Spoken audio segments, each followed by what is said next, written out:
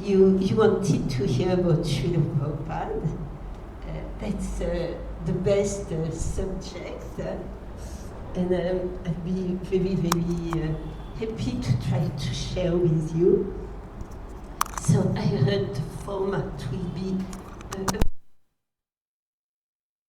talking about Srila Prabhupada, and after that, question and answers. I wanted to tell you that now we are traveling with a wonderful group of Russian devotees.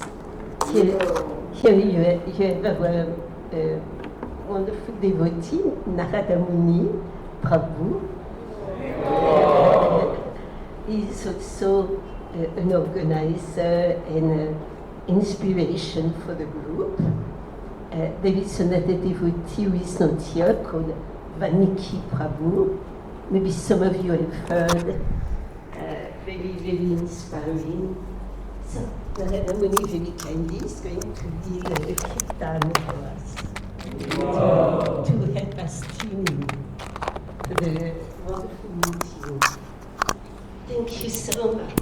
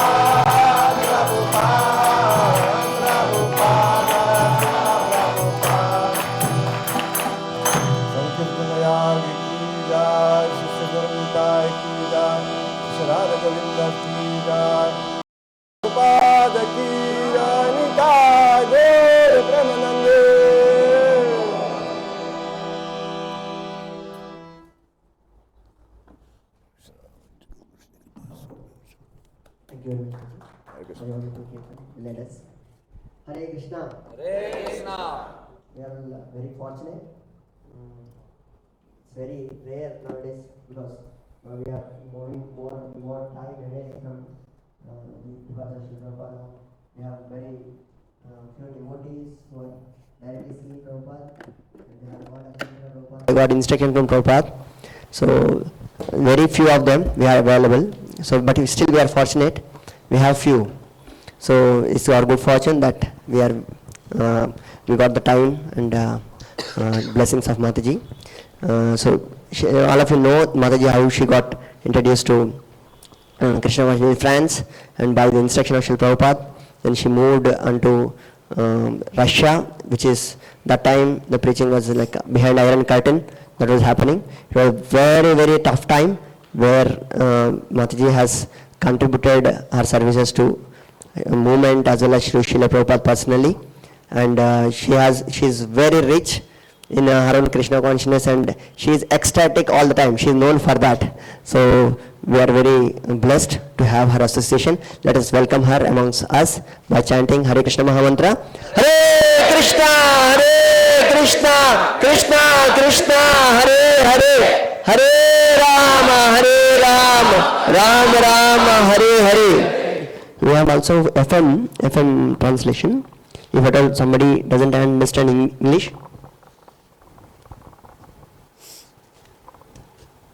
I'll just tell you the bandwidth. It is 97.0. If you tune there, you will hear the Telugu translation. Hare Krishna. Thank you very much for that beautiful kirtan, dear Narada Muni, and to listen to all of you singing the holy name so sincerely, I'm sure made Srila Prabhupada rejoice. Haribol. He was always lamenting when he was on the planet, where is that university that is teaching about the soul? And at the time, there was not such university. But now we have so many wonderful courses all over India, all over the world, where very sincere spiritual seekers like you, young generation, can learn about the soul, can learn the key to reach perfection in this life.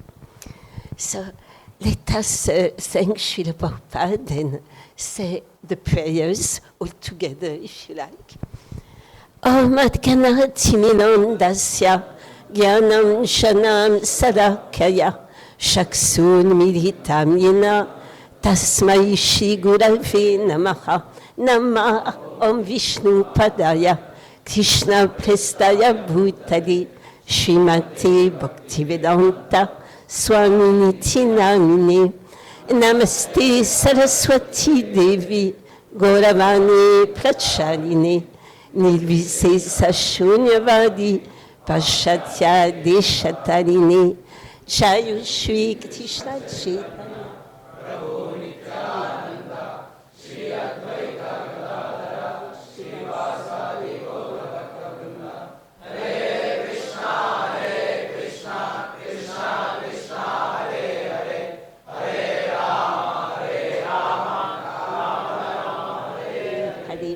Vanchakarpatarubhyasha Kripasindubhyaevacha Patitanam Pavanebhyo Vaishnavibhyo Namo Namaha. Srila Prabhupada Ki Jai. So, dear friends, dear devotee, as we mentioned before, you have asked about Srila Prabhupada. So, we could talk all our life about Srila Prabhupada's qualities, Srila Prabhupada's life, mission, activities.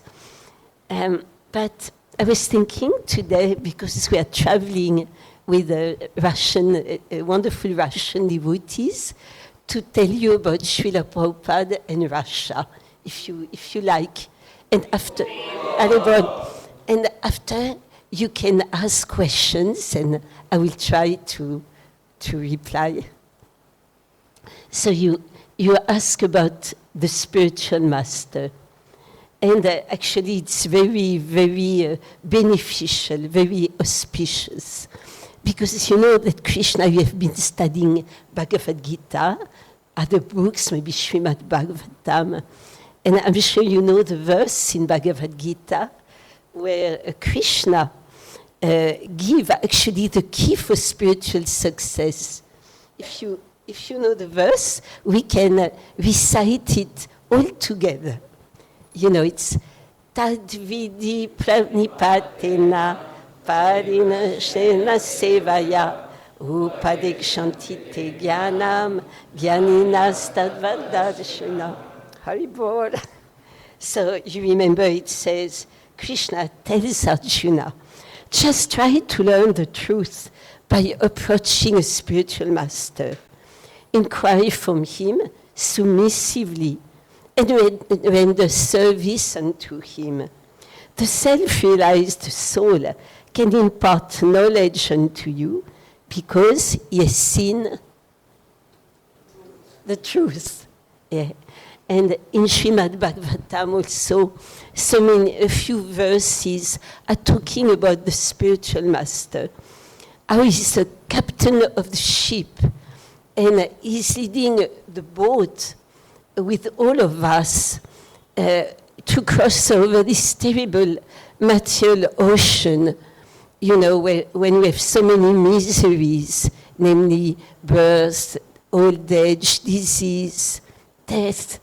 And this ocean is actually compared with a very fierce ocean full of sharks and terrible waves.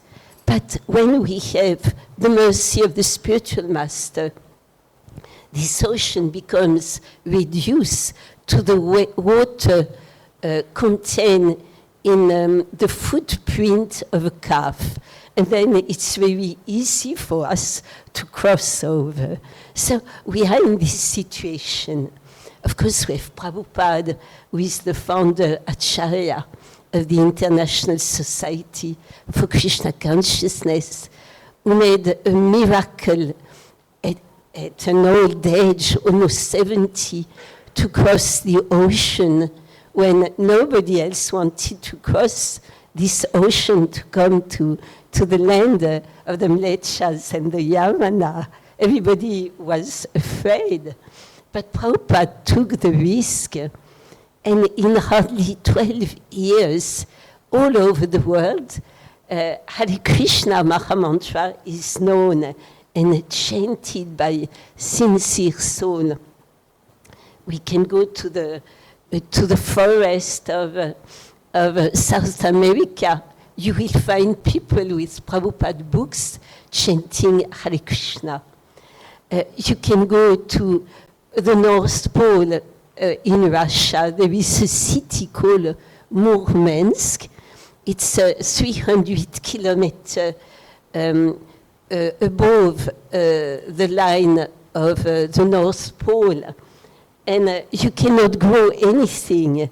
People are importing fruits, vegetables. Even in June you have ice. But what is melting the ice is actually the devotees of Krishna. They're so warm and they're chanting Hare Krishna and spreading the holy name in that city. So Prabhupada has done a miracle. When we read the books to try to find who Prabhupada was, very humbly he said, in my past life, I was a doctor. I never forgot Krishna. I never committed any sin. But we learn from one conversation he had with the intimate students. Then Prabhupada said, actually I was in the spiritual world, and Krishna asked me to come to this material world to actually print books and distribute the knowledge. And first, Srila Prabhupada said, oh no, I don't want to go, horrible. But Krishna insisted. And Krishna says, do not worry, I will be there, I will help you. Your mission is actually to print the books, to disseminate this knowledge for the suffering, conditioned souls of Kali Yuga. And Prabhupada agreed, but he asked Krishna to make a promise. So he said, I will go to one condition, that actually whoever will help me to distribute the knowledge, whoever will help me with the mission, you have to promise I can take them back home, back to Godhead. And Krishna agreed. So it means all of you who are helping, actually who are learning, and after who are helping Lord Chaitanya in his mission to deliver the conditioned souls, you already have the ticket to go back home, back to Godhead.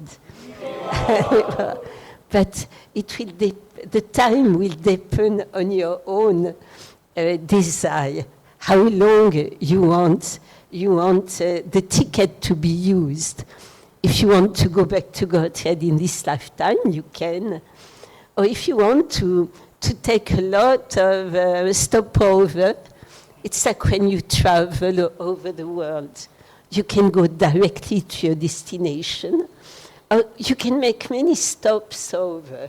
You want to, let's say you go to Europe, so you want to go to so many different places. But you have the ticket, don't forget you have the ticket. So let's go back to Srila Prabhupada and Russia. You know Srila Prabhupada mantra, the second mantra, we glorify Prabhupada because he came to this world to fight impersonalism and voidism. And atheism is actually part of the family of voidism and impersonalism. So at the time, now it's a little different, but at the time of the Soviet Union, actually the Soviet Union was the bastion of impersonalism and atheism. There was even a university that was teaching atheism in a very popular university. And Prabhupada was feeling very, very sorry for the people there.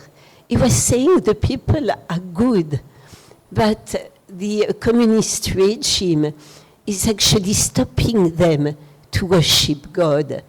This is why at the time in the Soviet Union, you couldn't find many fruits, many vegetables.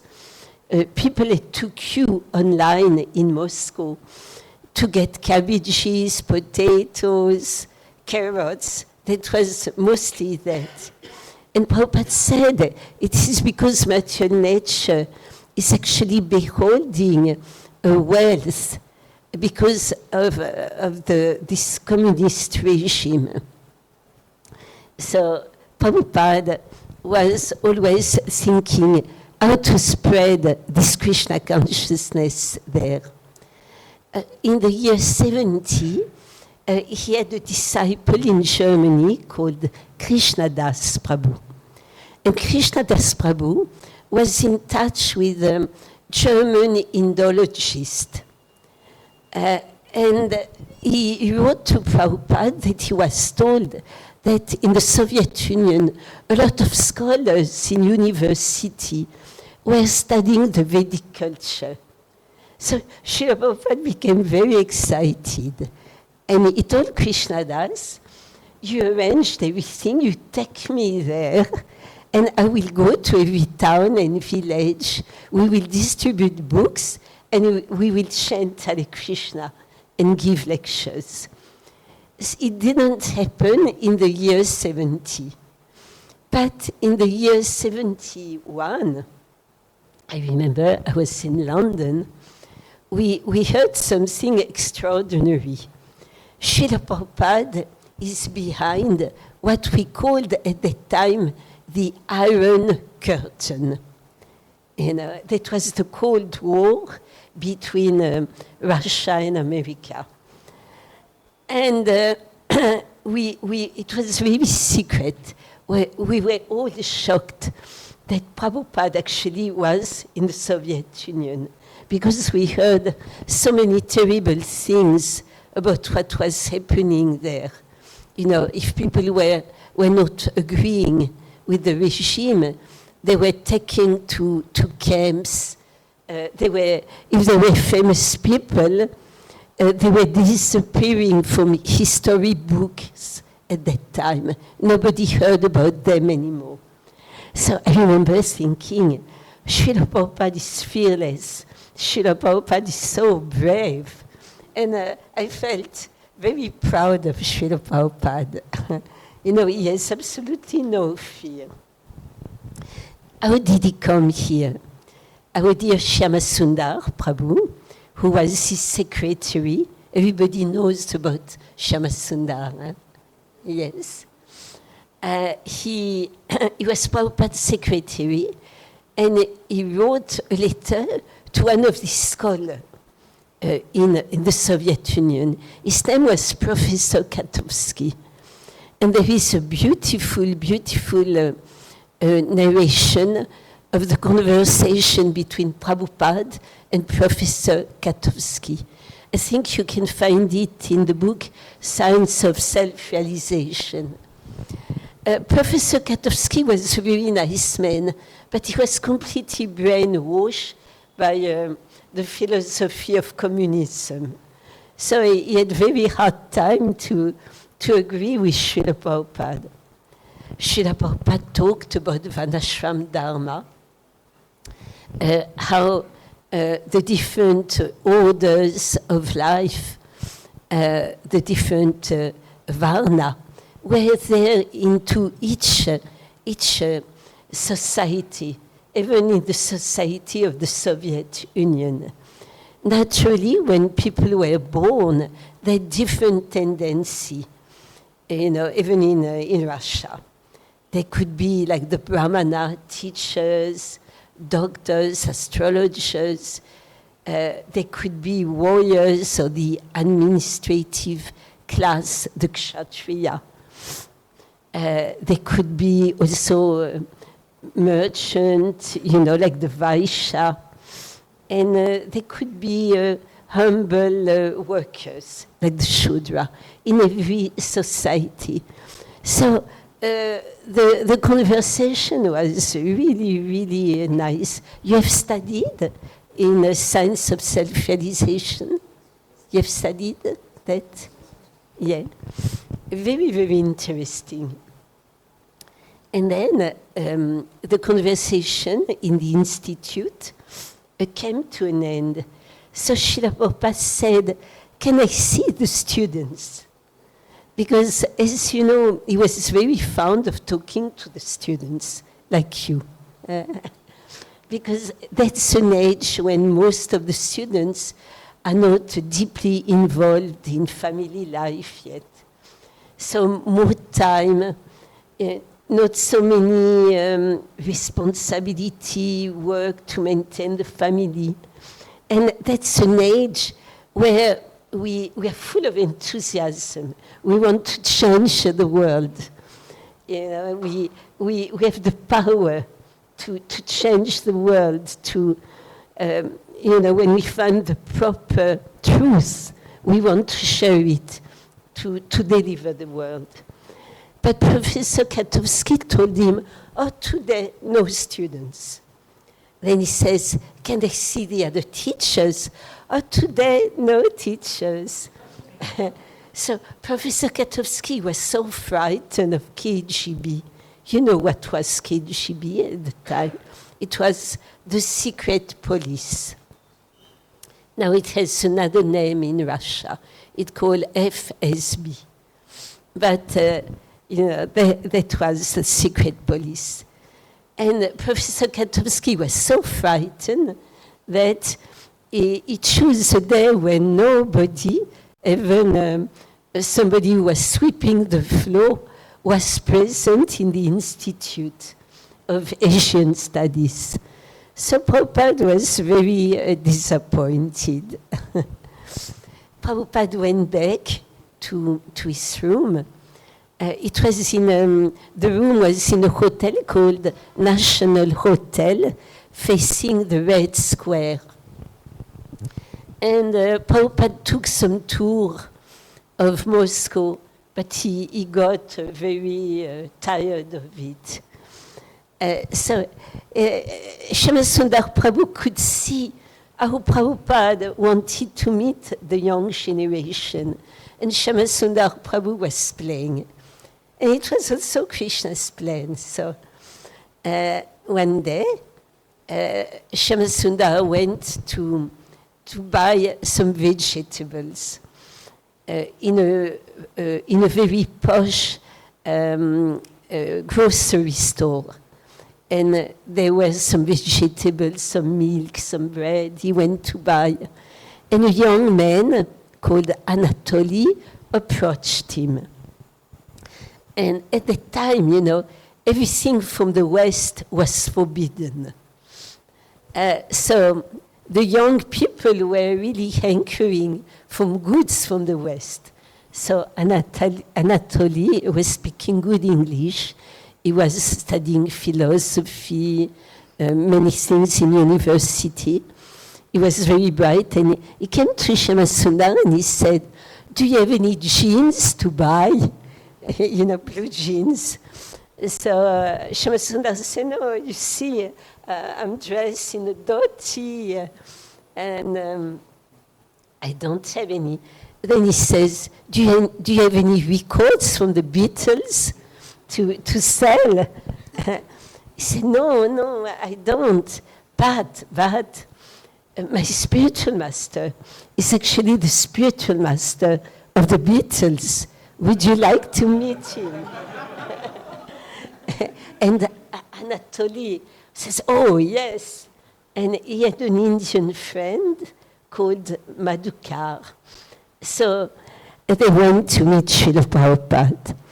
But the one who was really, really interested, although Madhukar was very nice, was Anatoly. So he met Srila Prabhupada only for 2 days, 2 full days. And Shama Sundar said, I never saw Srila Prabhupada given so much to one single person. Prabhupada explained everything about Krishna consciousness. And the boy was really, really enthusiastic. At the end, he said, shall I become actually a pope to preach Krishna consciousness? You know, a pope, they are the Russian priest with big beard, and they are dressed in black. And Prabhupada laughed and said, no, it's not necessary. And before they departed, Anatoli asked Prabhupada, will it be possible for me to have a Western wife? It will help me to spread the movement. And Prabhupada said yes, and he was thinking about it.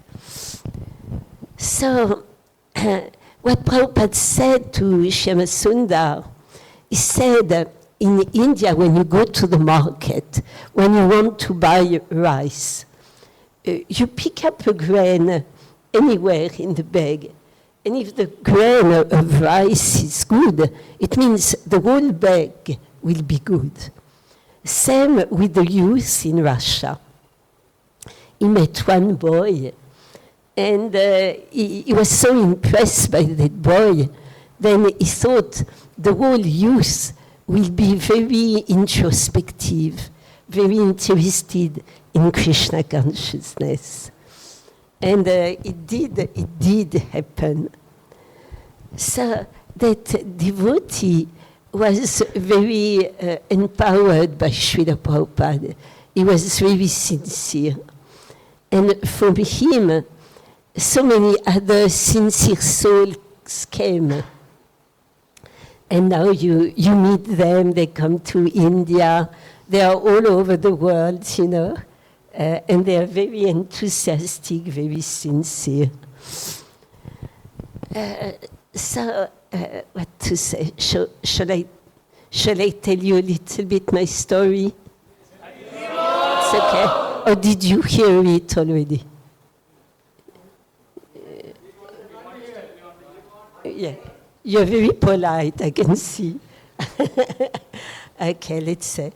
That story is actually to glorify Srila Prabhupada and to show us, even if we don't have any qualification, how if we just pray with all our heart for the spiritual master and Krishna to utilize us, even if we don't have any material qualification, they will use us as their instruments. And that will be the biggest joy in our life, to witness how Prabhupada and Krishna can do wonderful things. So let's go back to that mythical temple in London called the Bury Place Temple. It was in 71. We just heard how Srila Prabhupada was behind the Iron Curtain. And at that time, your servant, was actually taking care of some of the most beautiful deities in our movement. Shri Radhananda Nishvara. Who has seen Shri Radhananda Nishvara? You? Pictures? Yeah. The Prabhupada was very fond of them. Where our minister for deity worship explained how they were the original Radha Krishna deities, you know, in the movement. And after all the Radha Krishna deities came, but they were the first original. And about, you know, Prabhupada kidnapped them. You heard, Prabhupada truly kidnapped Sri Radhananda Nishvara. And he told us, actually, Krishna has cheated you. He didn't come as a murti, he came himself.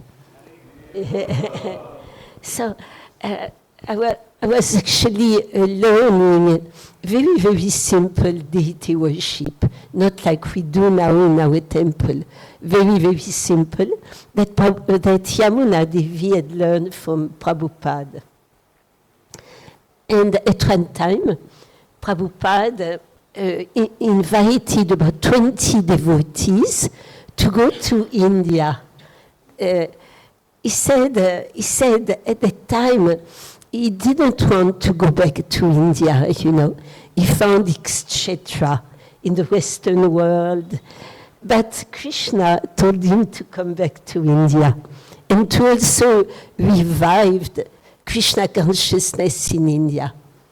And about all of you who are fortunate enough to have taken birth in India, Prabhupada said, if you just scratch the skin, you know, of all of you who are born in India, you just scratch a little bit, and Krishna consciousness is very near behind. You know, it's very natural. It's just, you can experience it in your own life. Huh? So Prabhupada got the mission to complete, to go back to India. And it took about 20 devotees that he called his white elephant. You know what an elephant will do if it goes in a shop with a china porcelain. What will he do? The elephant, what will he do? If he, you know, teacups of porcelain, is it what you say in English? You know, how do you say? You know, the teacup of that material. Is it porcelain? Porcelain, very delicate. If the white elephant comes in, what is he going to do in that shop? Break everything. So we were like that regarding, we were very new, we were like that regarding Vaishnava etiquettes.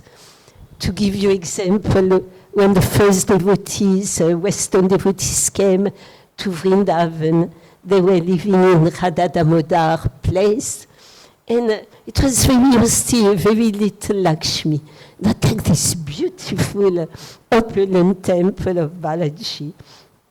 They every day rice, chapati, dal, not always sabji. Very, to give you an example, it was told by one devotee who was there, it was Janmastami, and some devotees went to meet Srila Prabhupada in another temple, and some stayed in Vrindavan.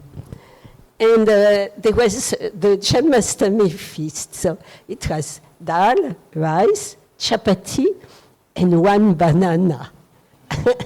So the banana, there is a monkey coming. He knows what we're going to say.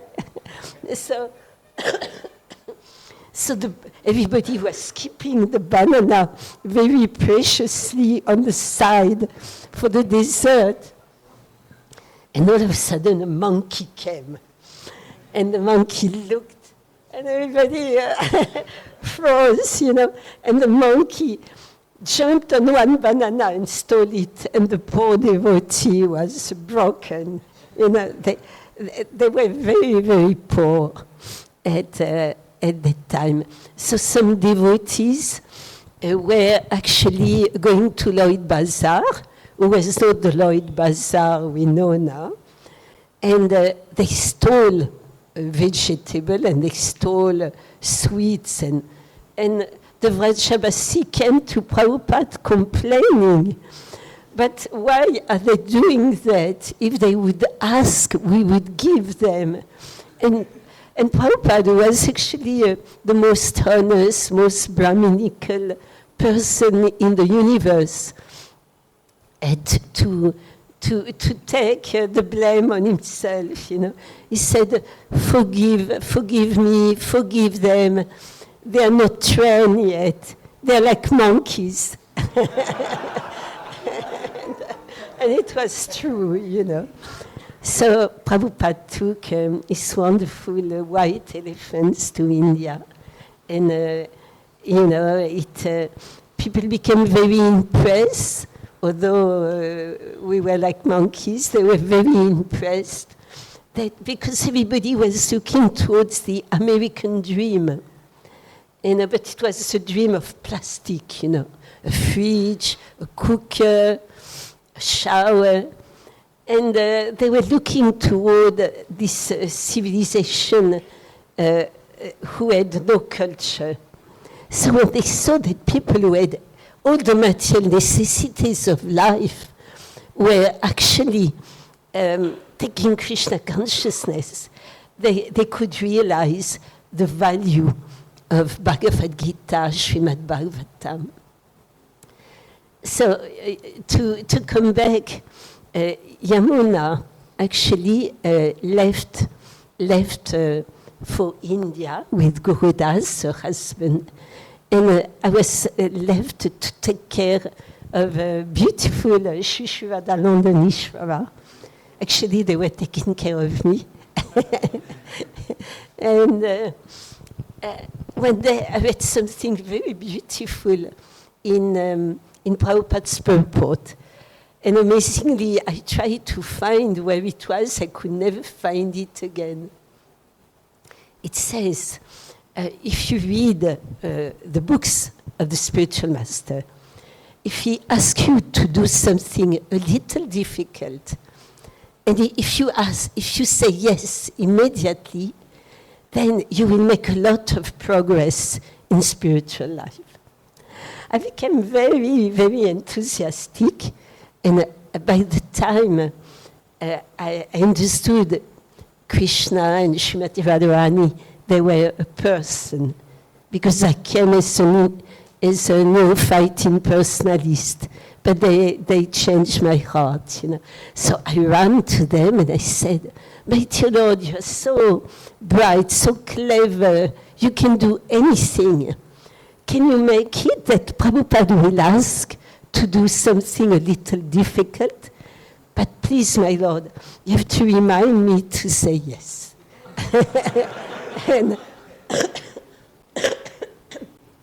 And I forgot about it. I was 21. I forgot about it. And then we heard Prabhupada had been, was in Moscow. And again, as I told you, I felt so proud of him. I thought certainly a country I will never go in. Then Prabhupada went to Paris. He had some wonderful lila for 2 days there. And then he came to London. So in London, we were doing little menial services for Srila Prabhupada. And one day, when the devotee said, "Mandakini, Srila Prabhupada wants to see you." And I got a little frightened because I made some mistakes in my seva. We were actually ironing, washing and ironing Srila Prabhupada's clothes. And when we washed the clothes of Prabhupada, we could smell the wonderful scent of the massage oil. It was for the body, it was mustard oil, and for the head, sandalwood oil. So I had washed and ironed, and I had burnt the dirty. It was on the edge, so I had cut it. Thinking that Prabhupada will not know. So I thought Prabhupada is going to chastise me, I went up, I knocked, and his beautiful voice said, "Come in." So I came. At the time, the ladies were doing full dandabat. So we full dandabat. And then I saw Prabhupada had a big smile. So I took my breath. And then Prabhupada says, "Come closer." He was sitting under, behind a low desk table. Shyamasundar was on his left side. And he told me, I always remember it the same way, like something very normal, like he would ask me to go and buy potatoes across the street, you know. He said, Mandakini, would you like to go to Russia and to marry that boy Anatoly? And by the grace of Lord Chaitanya, assist the mission there. And I was shocked for half a second because Prabhupada knew I did not want to get married. And then I remembered my prayers. And I looked at him and I said, yes, Srila Prabhupada. And his smile became big, like oceanic, we say. And he told Shyamasundar, you arranged it. You arranged it. So, then, that was the beginning of a wonderful, wonderful adventure. It's still going on because Prabhupada said that the Russian people, they are very, very nice, very inquisitive. They want to love God. He called Russia Rishia, the land of the Rishi. So that was very, very, it was a great blessing by Srila Prabhupada. So we won't have too much time, but I will tell you a beautiful story that actually glorifies Srila Prabhupada and Krishna, and it's very important for all of us. Again, knowing sometimes that we don't have the qualification for special mission. But if we really pray to Krishna, if we tell him, my dear Lord, I have no qualification at all, please help, please take over, then we become a witness. We can see how the Lord is actually acting. So, that story will help all of us to, like Prabhupada explained, if you go to a sitar teacher, he's asking you, did you already study sitar? If you say yes, it will be very, very costly. And if you say no, it will be cheaper because it will be easier for you to learn from the teacher. So one day, Shyamasundar told me, Mandakini, we just printed the new Srimad Bhagavatam. First, we have the Srimad Bhagavatam Prabhupada brought from India.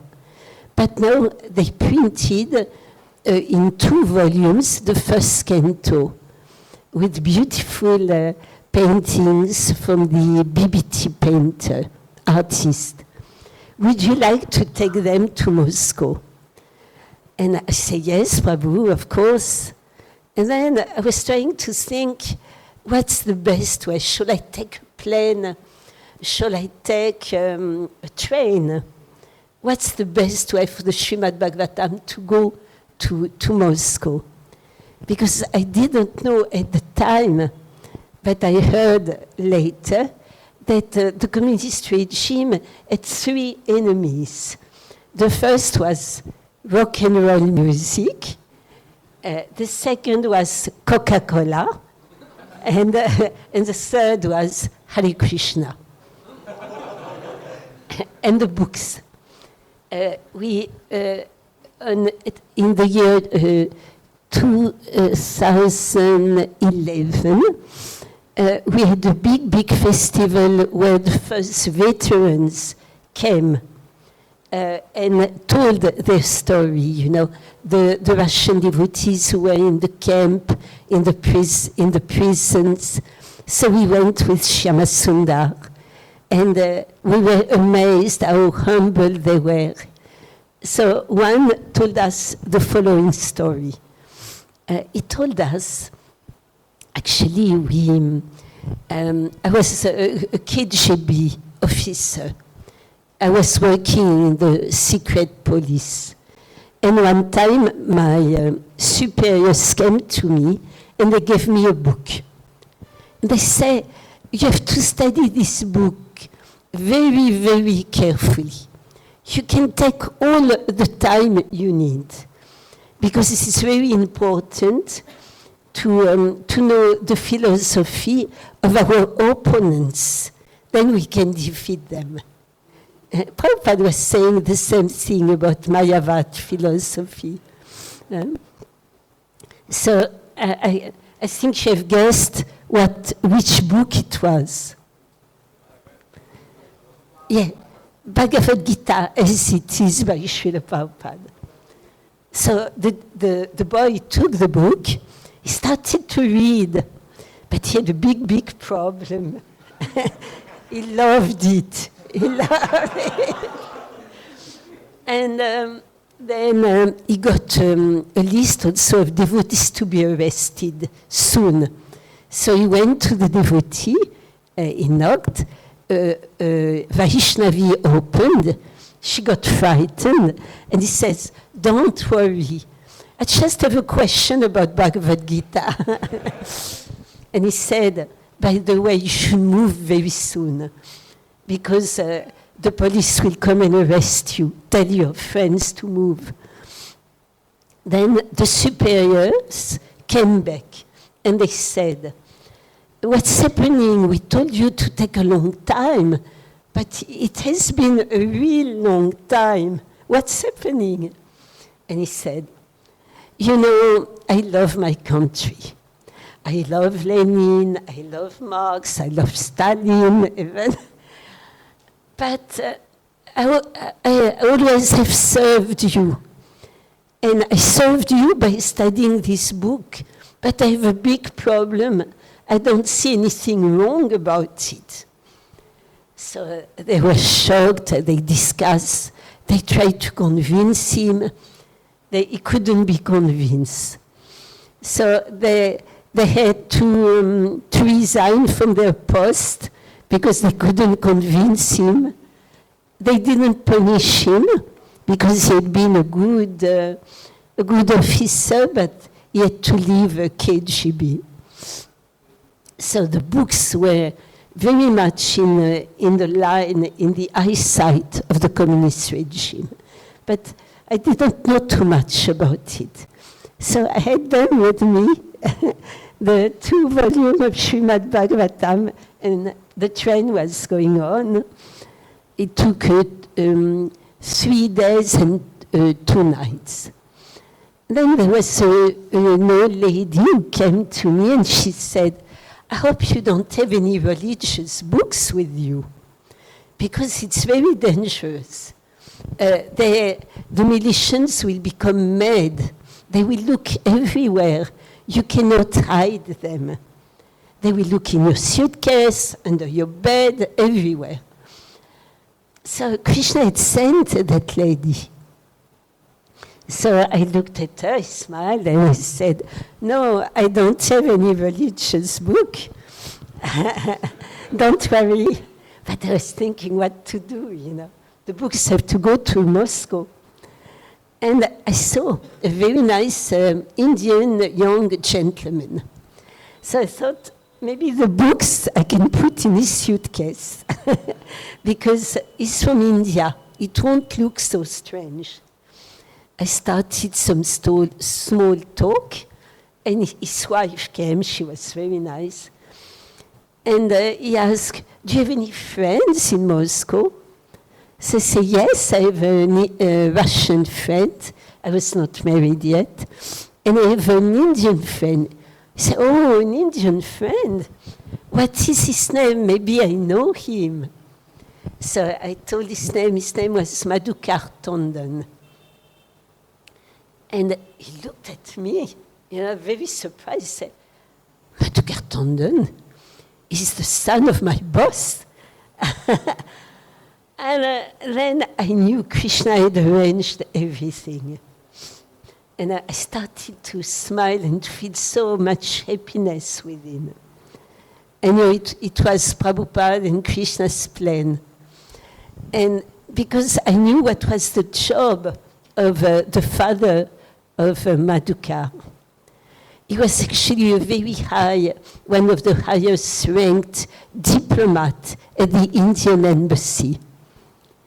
So I said, oh, it's so nice, maybe you can help me. You know, these militias at the border, they're very strange about books. And I have a gift for your son, for the son of your boss. It's the Srimad Bhagavatam. Maybe you can put them in your diplomatic suitcase. And he said, oh yes, no problems. So I brought the Srimad Bhagavatam. He opened with the key the diplomatic suitcase, and he put them and he locked them. And of course, the militians, they couldn't look inside the diplomatic suitcase because maybe some strategic documents for the country. And indeed, Srimad Bhagavatam was a very strategic document. So they went for some holiday to Poland, to Warsaw, to Poland. And the militians came, and they looked very fierce, very tall, very stern. Yeah. And I tried not to smile because I was feeling so happy and thinking, Krishna has cheated you. The Srimad Bhagavatam is going to Moscow. So I was, and then they didn't find anything. And I thought of that beautiful verse in the Srimad Bhagavatam. I don't know why, if it was a different version before. It's a little different from the verse we have now, but it says that when Lord Krishna has left the planet, he will appear as his literary incarnation, the Srimad Bhagavatam. And the Bhagavad Purana will be more brilliant than thousands or millions of suns, and it will dissipate the darkness of Kali Yuga. And then when that happened, I realized that Krishna and Prabhupada arranged everything. Because I couldn't do anything myself, and no qualifications. Then they took over. So we have to try, and I talk for myself also now still, we have to try when we are giving submission, to try to ask, to tell Krishna we have no qualifications, and to ask him to use us as instruments. We have to be very careful of the pride we cannot avoid sometime when we succeed. There was a beautiful exchange. It was in Chopati. Maharaj Radhanath Swami was giving a class on the different anartha we have in devotional service and how Bhaktivinoda describes them. Maybe you have heard.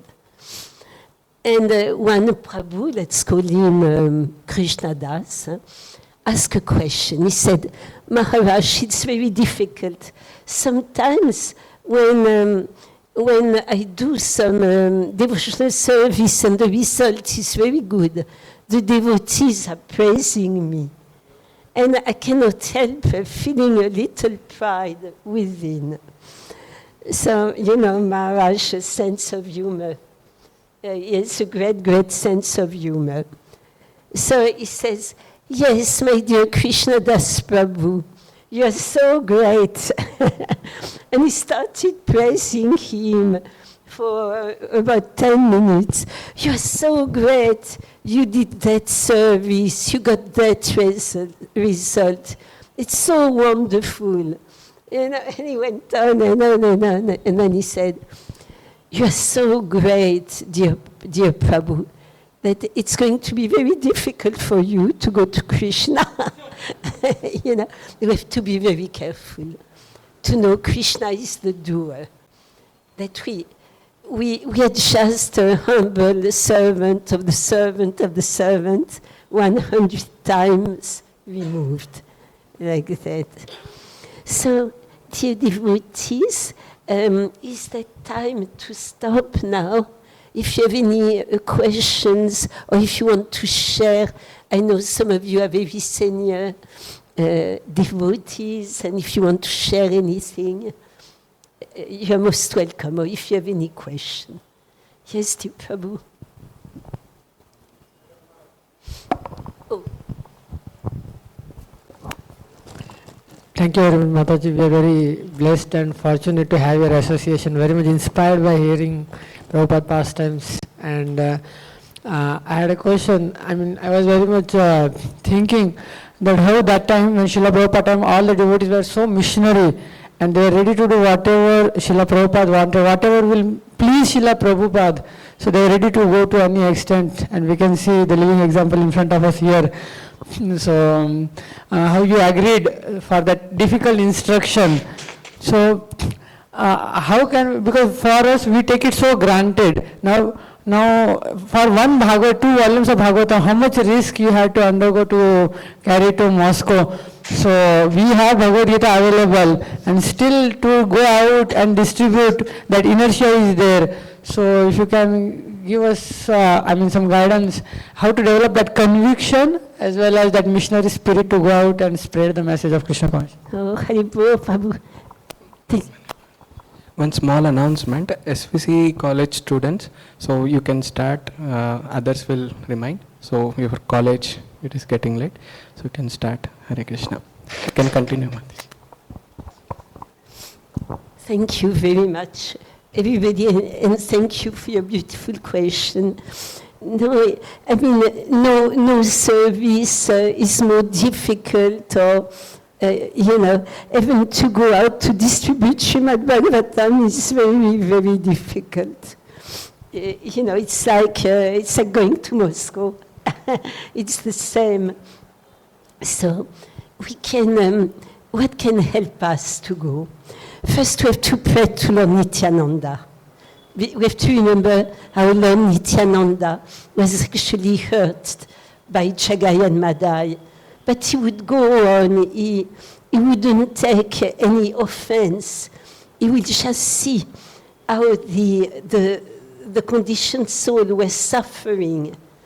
So we have to remember, if the people don't get connected with the true line of disciplic succession with Prabhupada, with our wonderful present spiritual master, how their life will be doomed.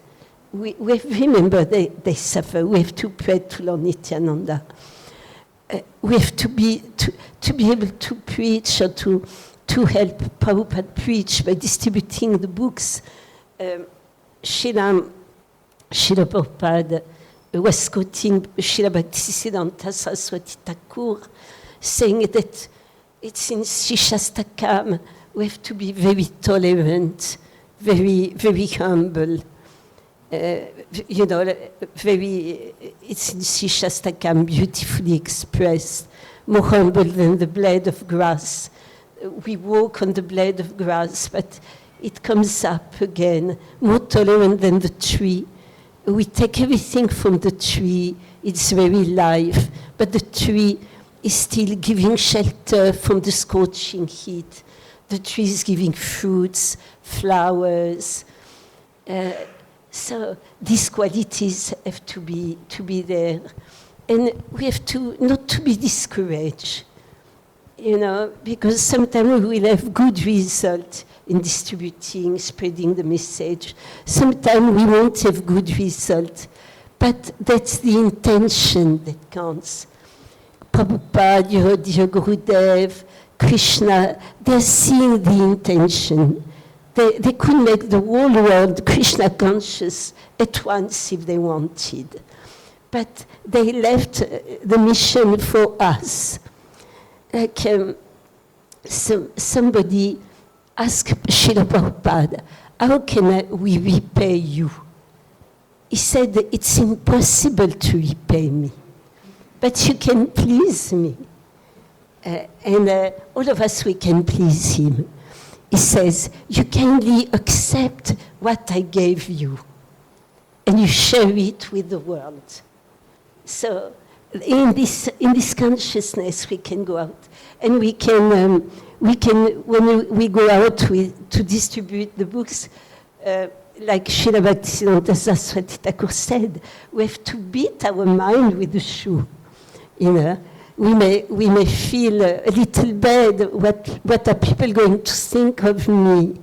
Or if I meet my friends that I didn't meet for a long time, what are they going to think of me? Although in India they will think good, because it's good to be a student of spiritual life. But in the West, it was hard, especially for the boys, you know, to put the dhoti with the tail. Our boys were thinking, because no culture, it's like when you put diapers to a baby, you know, like that. And when you shave head, but why this little tail? So for the false ego, it was very hard. You know. But then Krishna, we have to beat the false ego to tell the mind that we are the boss, that we, you know, the intelligence will tell the mind. And just to pray to Krishna, and even if we don't distribute any books, Lord Nityananda, Lord Chaitanya, and our dear teachers, they're very pleased with us. And little by little, they will take over again. They will send you some spiritual seekers. That will be, then you will feel so happy because Krishna in the heart will be happy. You know, because it will be no one else than us. Even if we don't know, if we're not qualified, they will empower us. There is a very nice example about a very wonderful Russian spiritual master. He doesn't speak English. Maybe you heard Chaitanya Chandracharan Prabhu. Maybe you had. Maharaj likes him very much. Radhanath Swami likes him very much. And he had some elocution problems. And he was very, very sincere, very charismatic. So he was new in the movement, and the senior devotee told him, you have to give a lecture. And he was so frightened. He was hiding in the toilets. And then he was praying Krishna. It was a big hall. May dear Krishna, please make it that nobody comes. And then he came, and the hall was full. And he did not know what happened. He heard a very wonderful voice speaking the philosophy.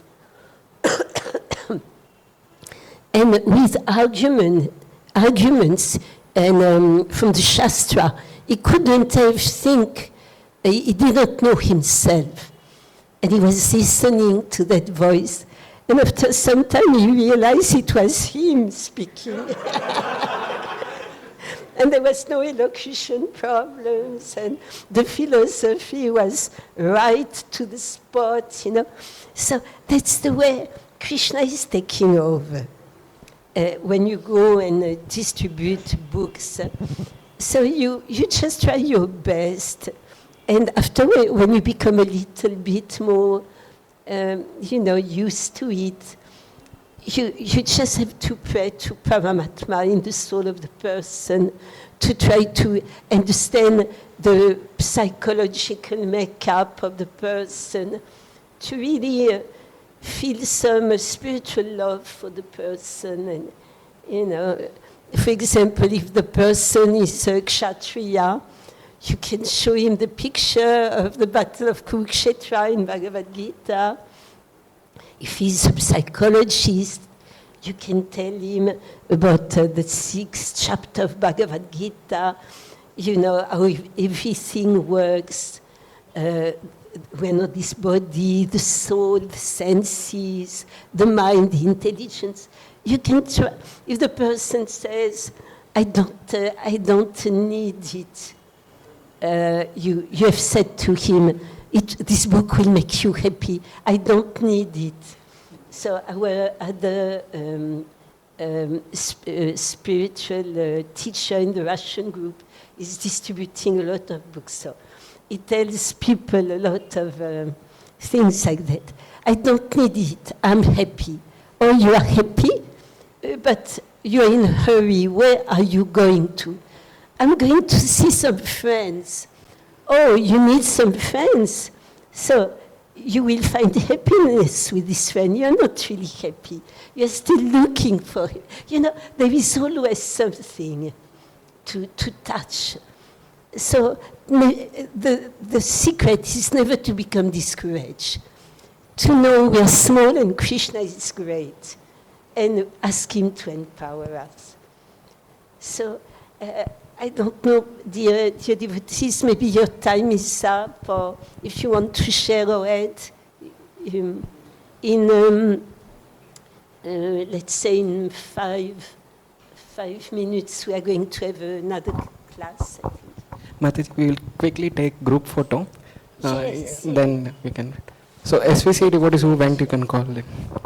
Quickly, devotees can come here. I just want to thank all of you.